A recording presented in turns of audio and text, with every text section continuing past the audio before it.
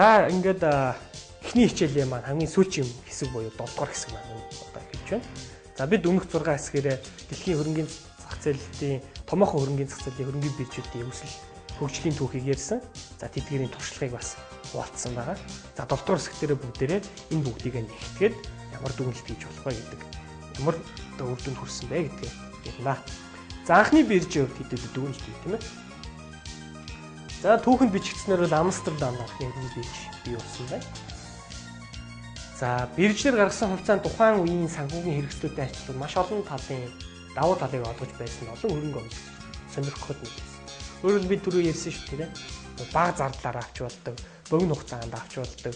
Янз бүрийн нөгөө гэрээ-мэрэний янз бүрийн баахан ажлууд хийж те хүмүүстэй тохиролцох шаардлага байхгүй гэдэг те. Энэ бүх тэр ийм асуудлууд үүсгээд байсан санхүүгийн хэрэгслээс хувьцаа бол хэс өөр хялбар байсан учраас хөрөнгө оруулагчдын анхаарал их татсан байх нь. За дээрэс нь мэдээж хувьцаа бол компанийг өмчилж байгаа тухайн компани тодорхой хувийг та эзэмшиж чинь гэсэн үг шүү дээ. Хувьцаа худалдаж авах. Харин эсвэргээр бол бид нар өөрсдөө хувьцаанаас өөр одоо банкнд хадгаламжаа хийлээ гэж ботход тэр бол бид зүгээр зээл өгж байгаа л гэсэн хэлбэр. За биржийн зүгээс зах зээл дэх зохицуулалт чиглэлээр тухай бүрд нь арга хэмжээ авч байсан хөгжлийн хурцыг нэмэгдүүлж байлаа. Өөрөөр хэлбэл Амстердамын дээр анхны хөрөнгөний биржийн хувьд ч гэсэн зохицуулалтуудыг хийж байсан шүү дээ. Тэ? Тодорхой хэмжээний зохицуулалтыг хийгээл явуулсан. Энэ маань өөрөө зах зээлийг хөгжүүлэхэд маш том төлөвлөсөн илүү үзүүлсэн. Манай Монгол орны хувьд бол бид сүүлийн нэг одоо 3 жилийн хугацаанд энэ зах зээлийг хөгжүүлэхэд томоохон ажлуудыг хийлээ л дээ. MIT систем нэвтрүүллээ. За зөвхөн компани тухай хууль, цаасны хууль, за өндөр санхүүгийн хөрөнгө оруулалтын сангийн тухай хуулийг ярьж баталж байна. За цаашдаа одоо маш олон төрлийн журам хуулиуд бас гарах хэрэгтэй. Тэгэхээр энэ эрх зүйн орчны зөв оновчтой эрх зүйн орчны бүрдэлтийг бол би хугацаа алдалгүй тогтмол хурдцтай хийж явах хэрэгтэй. Тэгжиж бид энэ зах зээлийн хөгжлийг хойш нь татаж боомлохгүйгээр хурд өгчих бүрдээд. За 1650 он гэхэд бирж нь орчин үеийн хөрөнгөний зах зээлийн хэв шинжийг агуулдаг болваа гэж тийм үү. За Америкийн хувьд хэдүүлээ 2 дүгнэлт хийсэн. За энэ дэр их тод харагдаж байгаа зүйл нь юу вэ? Америкийн хөрөнгөний бирж бол энэ компани засаглалыг хөгжүүлэх чиглэлд бусад компаниудын хувьд үлгэр жишээ байх хэмжээнд биржийн засаглалыг сайжруулж ирсэн. Тэ? Бид нар үзсэн шүү дээ. 70 оноос эхлээд хойш дистаратай явсараа л өнөөдрийн нөгөө манай үн цаасны хуулийн шингээд өгсөн засаглалын тэр нөгөө тууцын хараат бус гишүүн, тууцын хороод мороод гэдэг тэр бүх зүйлүүдийг 70 оноос хойш энэ Америкийн хөрөнгөний бирж бол бүрдүүлж ирсэн. Түүнийг нь өнөөдөр манайх аваад бенчмарк болгоод хуулиндаа оролцсон байж шүү дээ. Тэгэхээр эндээс бид манай судалгааны үр дүн юу гэж хараад байгаа юм бэ гэхээр Монголын хөрөнгөний бирж өнөөдөр юм байх хэрэгтэй. Тийм үү? Компани засаглалыг хөгжүүлэхийн тулд ирч хүчтэй ажиллах хэрэгтэй. Эрдэнэс 57 гэж шийдэл компани. Энэ компани сайн засаглалтай байх хэрэгтэй. Өнөөдөр Монголд амьдарч байгаа одоо 3 сая тий 3 сая хүрэхгүй хүн байгаа шүү дээ. 2.1 одоо хэдэн сая? 9 сая лээ тий. Энэ Монголын иргэн бүрэл Эрдэнэс 57 хацаг эзэмшиж байгаа шүү дээ. Тийм биз. Энэ бол ард түмний өмч. Тэгэхээр ард түмэн өөрийнхөө хөрөнгөний үнцийг нэмэгдэж байна уу, буурж байна уу гэдгийг мэдэх ёстой тийм үү? Тэгэхээр үүнийг мэдүүлэх хамгийн одоо нэг зөв гарц нь бол Эрдэнэс 57 гэдэг компани нээлттэй ил тод мэдээлэл өгдөг, ард түмэндээ өгдөг гэдэг байх хэрэгтэй. Бирж засаглалыг хөгжүүлэхэд үлгэр жишээ ажиллах хэрэгтэй. Тэ? За энд манай судалгааны үр дүн одоо ингэж бичсэн байна л да. Ялангуяа Эрдэнэс 57 бол Монголын ард түмний өмчөө. Иргэд өөрийнхөө үн цэнийг өмчийн үн цэнийг мэдхийн тулд мэдээлэл авах хэрэгтэй. Иймээс компаниг илүү үн цэнтэй болгох, өнөөгийн үйл ажиллагааг илүү үр ашигтай болгохын тулд компани зүгээс ил дод нээлттэй зарчмыг баримтлах шаардлагатай байна. Жишээлбэл удирдлагын хэвлэлийн баг гурал хийж иргэдэд мэдээлэл өгөх. Удирдлагын санхүүгийн тайлангаа олон нийтэд тараах. Менежерүүдийн хурлыг тогтмол хийж шинжээчдэд хөрөнгө оруулалтын шинжээчдэд мэдээлэл өгөх. Тэдний асуултанд хариулах. Вебсайтаа идэвхтэй ажилуулж сүүлийн үеийн үнэн бодит мэдээллээр тогтмол хангах. Тэ? Жишээ нь бол бид одоо ингэж ажиллах хэрэгтэй байна. Эрдэс тавлах байдаг. Бирж бол ингэж ажиллах ажлуудаа эхэлсэн. Хуулийнхаа дагуу бирж бол ажлуудаа хийгээ явж байгаа. Бид илүү их одоо хийх хэрэгтэй гэсэн үг тийм ээ. Зах зээл хөгжүүл. За хөрөнгө оруулагчдын эрх ашигыг хамгаалах шаардлагатай хууль эрх зүйн орчныг бүрдүүлэхэд бирж голлох үүрэг гүйцэтгэж байсан Америкийн хувьд. Тэ? За тэгэхээр энд бас бид ямар үүнтэй холбоотойгоор ямар дүгнэлт хийсэн байна вэ гэхээр Америк, Хонконг, Токиогийн зах зээл дэх их уналтуудын дараа их одоо ухаарал дагаж явсан тийм ээ. Биржийн зүгээс хамгийн түрүүнд хийж байсан зүйл нь хууль эрх зүйн орчны нарийн тодорхой зохицуулалтыг бүрдүүлэх байлаа. Ийхүү бүрдүүлсэн эрх зүйн орчин хөрөнгө оруулагчдыг эрсдлээс хамгаалах юм аа. Ийм хамгаалалтыг төрийн зүгээс бодлоготой хэрэгжүүлэхэд бирж маш чухал үүрэг баримттай оролцож байсан зах зээлүүдийн хувьд. Иймээс Монголын хөрөнгөний бирж санхүүгийн зохицуулахаараа Монголын үнд цасны арилжаа эрхлэгчдийн холбоо бусад мэргэжлийн компаниуд өөрсдийн гаргаж буй дүрм журмуудыг боловсруулахгүй болгох шаардлага бидэнд байна. Тийм ээ. За улмаар бүгд хүч нэгдэн улсын их хурлаар голлох хуулиудыг батлуулах хөрөнгө оруулагчдын эрх ашиг хамгаалахад ажиллах хэрэгтэй юм аа гэсэн ийм дүгнэлтийг бол хийсэн байна. За Хонконгийн хувьд Английн колони арал үлдээ Азийн бар хөрөнгөний засал бодлого өгчжээ. Тийм ээ. За энэ бол юу вэ гэхээр зөв бодлого, нарийн хууль эрх зүйн орчин зохицуулалтын бүрдэл, зах зээлийн зөв зохион байгуулалт, тийм. За тэгээд эдийн засгийн тогтвортой өсөлт. Өөрөөр хэлбэл бид бол эдийн засгийнхаа өсөлт, манай эдийн засгийн өсөлт бол одоо хямралаас хойш нэг орон дотоонд орсонгүй шүү дээ баг. Тийм. Дандаа л хоёр орон. Энэ эдийн засгийн өсөлтийн бодит үр дүнг өнөөдөр та яг таны амьдрал бууж гинэ үгүй юу бас үгүй тий.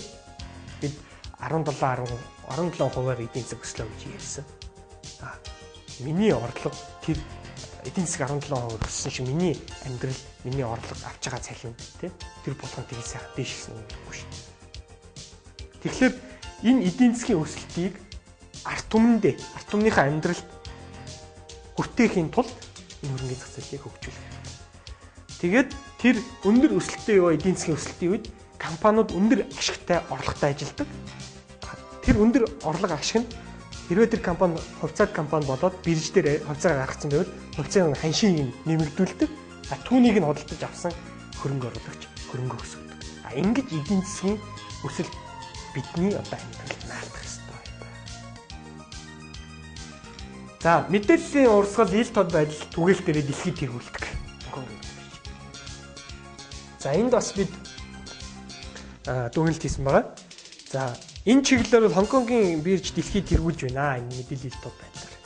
Та хувьцаа эзэмшдэггүй байсан ч гэсэн хөрөнгөний биржийн тухайн одоо энэ Хонконгийн биржийн тийм ээ сайтад бүртгүүлсэн бол хувьцаат компани чухал ач холбогдолтой мэдээллүүд. Жишээ нь удирдлын санхүүгийн талын дотоод хувьцаа эзэмшдэг арилжааны мэдээлэл, үйл ажиллагаатай холбоотой чухал үйл явдлууд мэдээлэлүүд ингээд мэйлэрч ирдэг.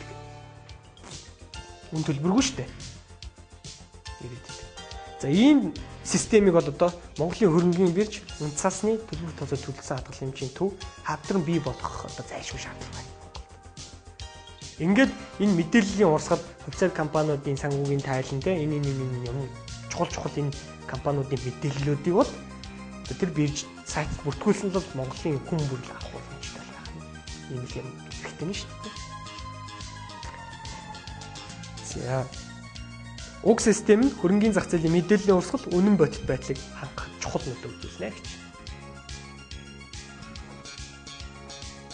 За үүний дараагаар дахиад нөгөө хөрөнгө оруулагчийн эрх ашиг хамгаалалтыг их зөрчил байна. Орчныг бүрдүүлсэн бирж. За ингээд зах зээл хөгжих чухал нөлөө үзүүлсэн байна. За Японыг авах. Дайны сөрөг нөлөө ихээхэн байсан боловч хурдтай өсөж байна. Хууль эрх зүйн орчны зохицуулалт дахиад тийм ээ. Биржийн хувьцаат компаниудыг зэрэглэсэн тий нөгөө ангилсан байсан шүү дээ. Тэгэхээр одоо бид нөгөө яг түрүүчийн миний өмнөх хичээлээр дурддаг шиг тийм ээ. Одоо энэ компаниудыг чанараар ангилах хэрэгтэй. Жишээлбэл жижиг зах зээлийн үнэлгээтэй, дунд зах зээлийн үнэлгээтэй, том зах зээлийн үнэлгээтэй компаниуд ангиж болж байна. Эсвэл төвлөрлөөр нь ангиж болж байна. Төвлөрөл өндөртэй байхлаар нөгөө зах зээл дээр ханшийн манипуляц хийхэд айгүй боломж нэмэгдээд жижиг хөрцөө илүүчдийг хохирогоод идэг байхгүй. Тэгвэл төвлөрөл багтаагаас нь төвлөрөл ихтэй юм зүгээр ангилчих л та. Тэгээд төвлөрөл ихтэй хамгийн төвлөрөл багтаа нь бол зах зээлийн ханшаараа зах зээлийн хуулиар ханш тогтох боломжтой гэсэн санаа л та. Тэгэхээр энэ хэсгээс нь дээдлийн төвлөрөл багтаа хэсгээс нь та хувьцаа авах юм бол таны эрсдэл харьцангуй бага байх боломжтой шүүгээд ингээд бас хувьцааг ангиж болно шүү дээ. Тэ? Санхүүгийн тайлангийг харж хагаад сүүлийн 3 жилийн турш орлогын тасралтгүй өссөн, эсвэл ашигын тасралтгүй өссөн. Өсөхдөө 10%-аар 5%-аар 5-аас 10%-аар 10-аас 5-аас 10%-аар 10-аас 15%-аар гээд ангилаад тий тооцоог нь гаргаад тэгээд 10-аас 15%-аар өссөнүүдийн компаниудын нэрсийн тавиад ингэ явж байна шүү дээ. Тий. Ингийн бол нэгдүгээр компаниудын нөгөө чанар тийм ээ тэр концепт компани хэр чанартай, хувьцаа хэр чанартай гэдгийг тодорхойлдог. Яг нөгөө бид нар дэлгүүрт оронгууд за энэ бол хятад төмс. За энэ бол Монгол төмс гэж тавьсан байдаг үстэй. Окей, би хятадыг авахгүй Монголыг авна гэл ингээл ангиж тавиагүй ингээ холиод тавьсан бол хэцүү үстэй. Айл нь Монголын айл нь хятадын ингээс. Тэ бодох шаардлага гарна шүү дээ. Тэгэхгүй ингээл тавьсан байдаг те. Тэнгүүт би автоматар энэ Монгол нь сайн байх хэрэгтэй гэж ингээл авч штэ. Тэ. Яг энтэй адилхан байна. Хувьцаанууд ингээ ангилаа өгчих юм бол хөрөнгө оруулагч бол энэ муу юм байна, энэ сайн байна, энэ эрсдэл багтаа. За би эндээс нь авъя. Дөхөн болгож өгөх гэсэн үг тийм. За ингэж бас бид ангилах боломж бол байгаа. Энийг бол хийвэл их зүгээр юм болов уу гэж санагдаад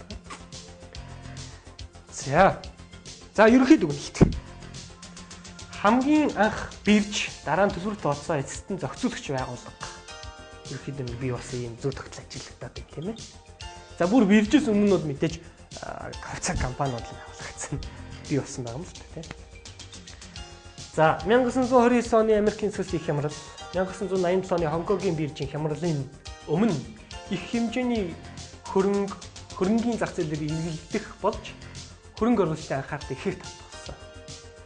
За энд ямар санаа өгөх гээд байгаа юм бэ гэхээр ер нь айхтар их өсөл хямралын өмнө бол өсөл бий болсон.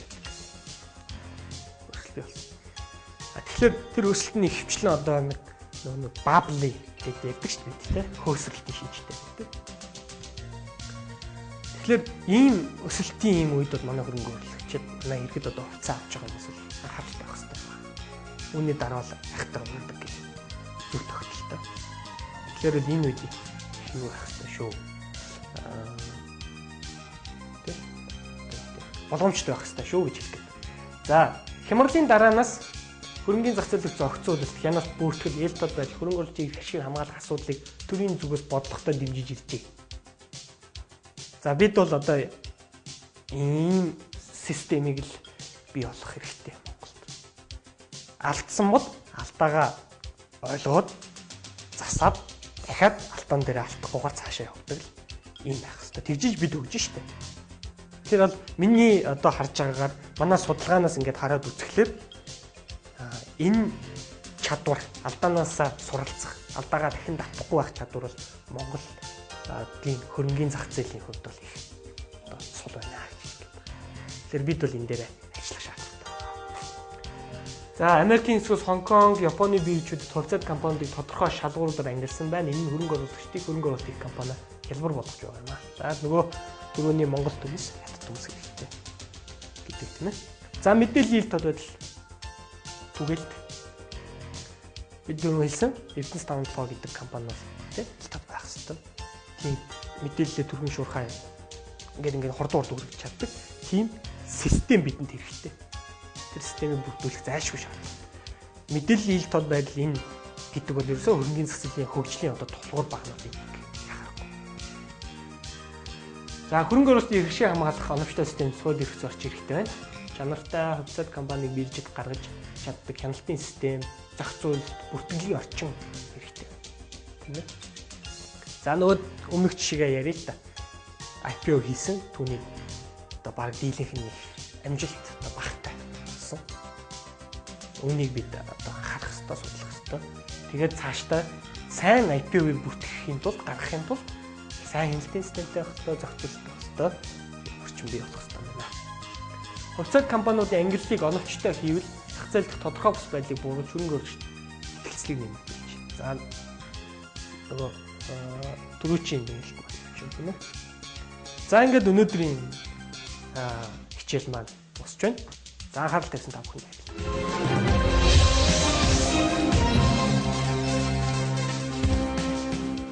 Яавал би одоо илүү миний хөрөнгө 30%-аар 40%-аар өсөх вэ гэдгийг дандаа бодож эвлүүлж идэг. Ахил энэ хүчтэй зах зээлийн хамгааллын хувьд бол яах нь вэ? Зах зээл дээр гарч байгаа бүх ил тод мэдээлэл ханшид шууд шингэдэг. Дээрээс нь дотоод мэдээлэл эзэмшигч буюу нөгөө компани үйл ажиллагаатай холбоотой тэр хүн тэр компани үйл ажиллагааных нь аливаа ямар нэгэн мэдээлэл зах зээл дээр зарлагдах юм бол хувьцааны аншид нөлөөлөх үс. Тийм мэдээллийг бол дотоод мэдээлэл гэж нэрлэдэг.